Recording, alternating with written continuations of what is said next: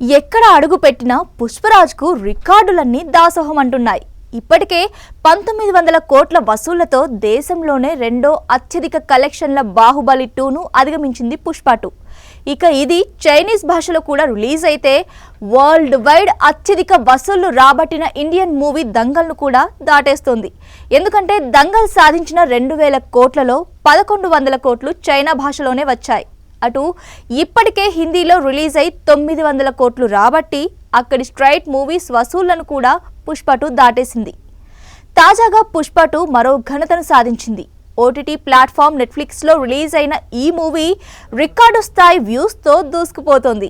నెట్ఫ్లిక్స్లో రిలీజ్ అయిన 2 రోజులకే ఇండియాలో టాప్ ట్రెండింగ్ మూవీగా నిలిచింది. టాప్ 10 మూవీస్లో నంబర్ 1 మూవీగా కొనసాగుతుంది. జనవరి 30న నెట్ఫ్లిక్స్లో రిలీజ్ అయిన సంగతి తెలిసిందే. మరోవైపు పుష్ప 2ను చైనీస్ భాషలో డబ్ చేసే పనిలో మేకర్స్ ఉన్నారట.